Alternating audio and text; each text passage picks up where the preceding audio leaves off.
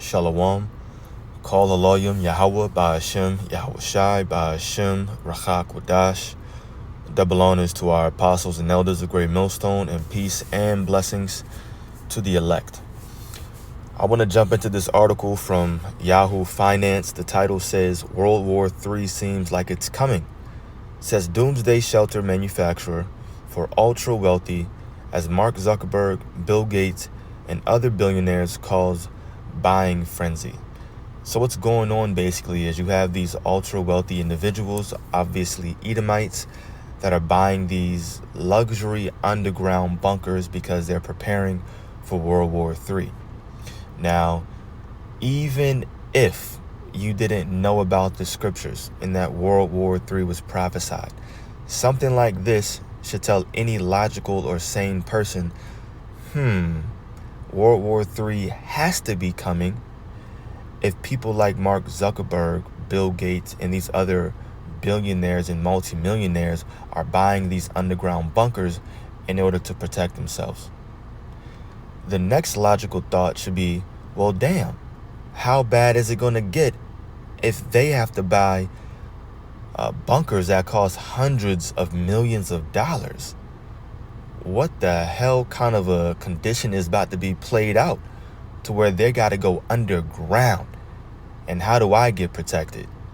These should be logical thoughts coming to your head when you read just titles like this, not even jumping into the article. So yeah, it's very, very obvious and plain that World War III is coming. These top elites know it. These multi-billionaires and multi-millionaires, they know it. They're preparing for it. Our job as a hopeful elect is to see these things, line it up with biblical prophecy, which is what we're going to do here in a moment, Lord's will. And obviously, we prepare ourselves by preparing our spirits. We're in the business of spiritual preparation, not physical preparation, buying bunkers, having a safe room somewhere, and storing up all these cans and weapons for doomsday. No. We build up our spirits, increase our faith in Yahweh Ba'ashem Yahweh Shai by asking for more faith, knowing that He'll guide us and protect us in these end days and then ultimately deliver us. So I want to jump into this so that we can show that biblical prophecy is playing out right before us. So I'll read this article. It's just 2 short paragraphs, or about 3. Oh, I'm sorry. About 5 short paragraphs.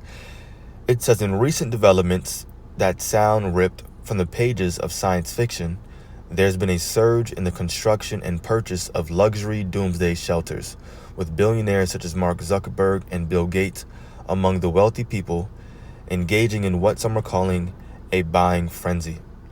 The fortified bunkers, once the domain of Cold War era fears, have been repurposed into lavish survival condos equipped with amenities ranging from pools, games, entertainment systems to gyms, spas, signaling a growing concern among the ultra-wealthy about potential global catastrophes. So these are luxury joints they got down there, gyms and spas. And if you got a whole spa, you think it's going to be another elite down there? Giving them massages? No. They got servants. They're going to be putting down there slaves. Let's just call it straight up. That's what's going to be down there with them doing these things. And they really think they're going to be like the phoenix rising out of the ashes or something crazy like that. You're just down there. World War III is happening. Nuclear missiles are being dropped on America. And you just chilling down there getting your massage, with some jazz music playing in the background, ignoring it all with your headphones in. And then all of a sudden, when you don't hear any more noise, is it cool? Is it safe to go? You send your servant out there just to check. Yes, master, it's cool. And then you walk out there and now you rebuild America and some shit. Nah, it's not going to go down like that. But that's what they're hoping. See, that's what Edomites believe. They're hoping that they can upset prophecy with some crazy story like that. Nah, that's not happening. Anyway, it says notable figures like Zuckerberg have invested heavily in these shelters, with the Meta Platforms Inc. CEO reportedly building a $100 million underground bunker on his island property in Hawaii.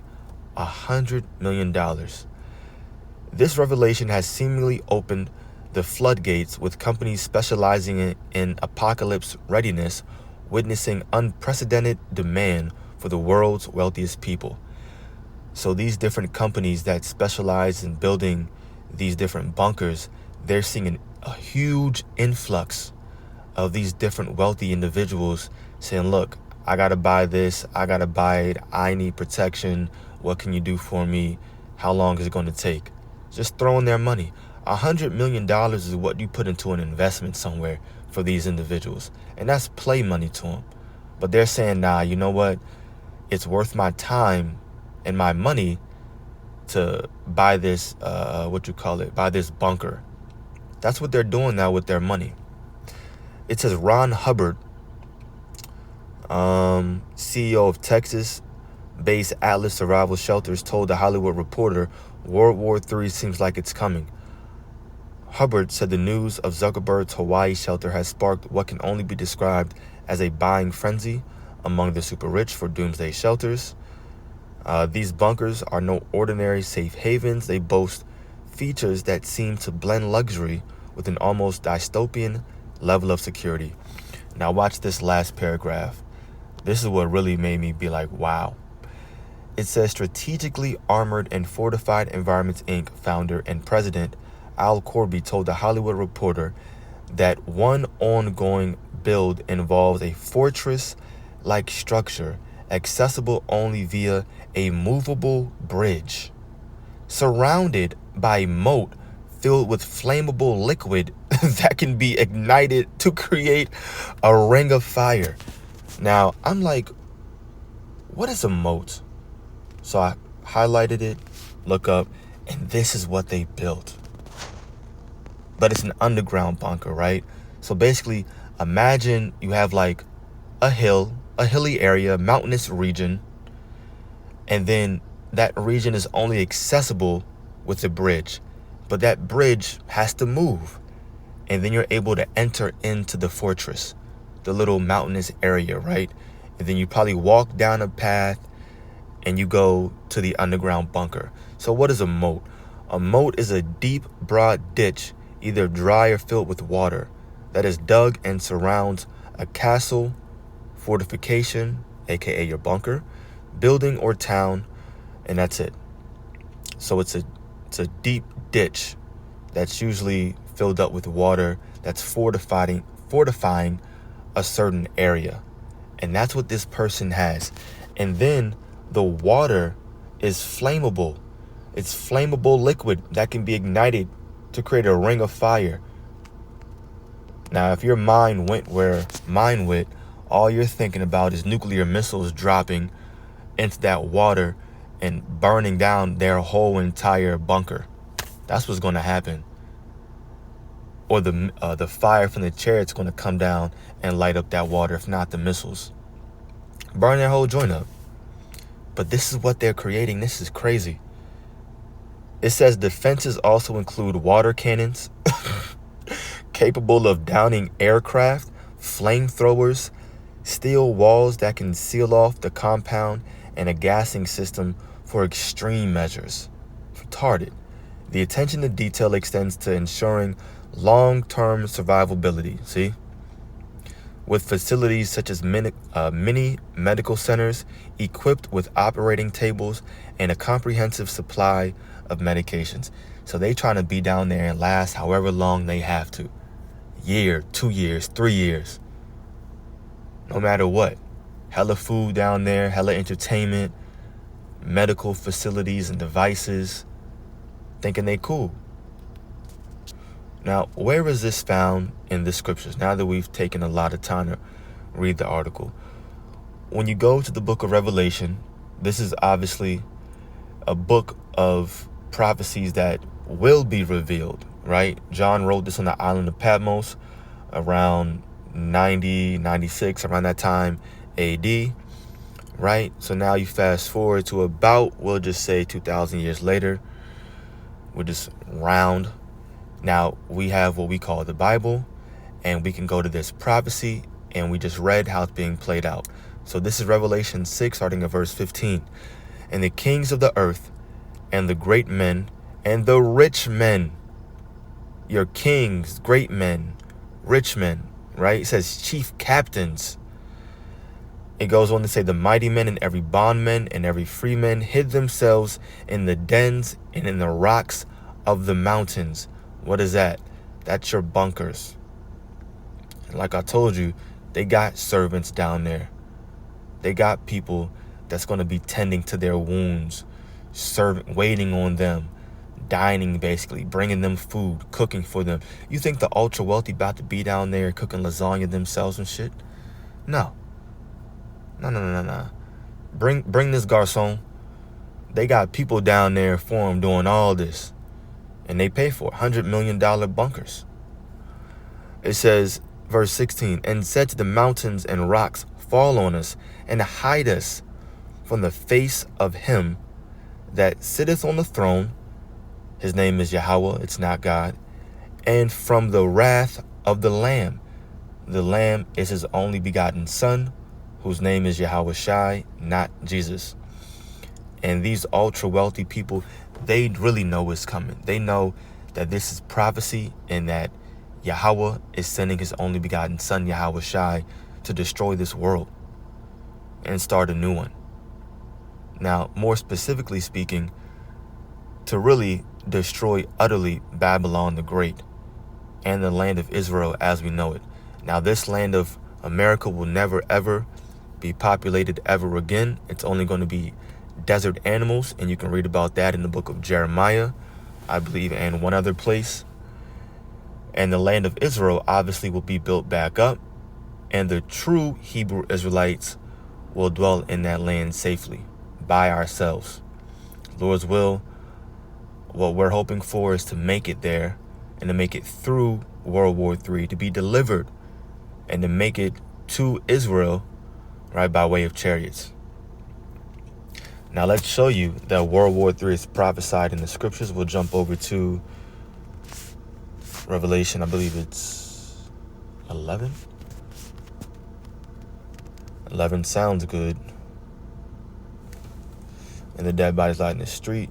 11 and 14. Revelation 11 verse 14. The second woe is past, and behold, the third woe cometh quickly. Of course, you guessed it, the second woe is talking about World War II. Now the third woe is World War III, and it's coming quickly.